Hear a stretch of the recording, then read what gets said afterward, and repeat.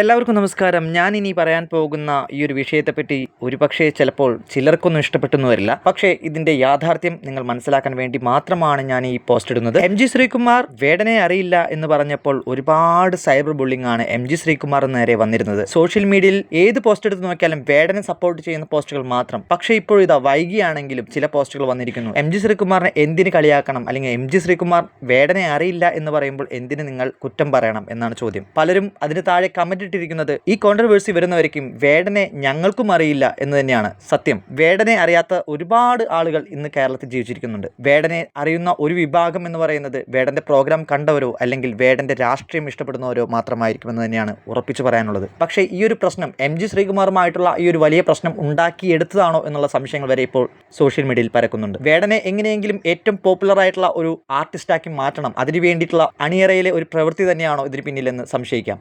MG ശ്രീകുമാറിനെ അറിയാം, പക്ഷേ വേടനെ അറിയില്ല എന്ന് പറഞ്ഞുകൊണ്ടും ഇപ്പോൾ കമന്റ്സുകൾ വന്നുകൊണ്ടിരിക്കുന്നുണ്ട്. വേടനെ ഈ ഒരു പ്രശ്നത്തിന്റെ പേരിലാണ് ഒരുപാട് പേർ കഞ്ചാവിന്റെ പേരിൽ അറസ്റ്റ് ചെയ്തു എന്നുള്ള വാർത്തയ്ക്ക് പിന്നാലെയാണ് അറിഞ്ഞു തുടങ്ങുന്നതെന്നും കമന്റുകളിൽ പറയുന്നു. ഇനി പറയുക, നിങ്ങളിൽ എത്ര പേർക്ക് വേടനെ മുന്നേ അറിയാമായിരുന്നു? MG ശ്രീകുമാറുമായിട്ടുള്ള അല്ലെങ്കിൽ കഞ്ചാവ് കേസിന് തൊട്ടു മുൻപുള്ള വേടനെ നിങ്ങൾക്ക് എത്ര പേർക്ക് അറിയാം എന്നുള്ളത് കമന്റ് ബോക്സിൽ രേഖപ്പെടുത്തൂ.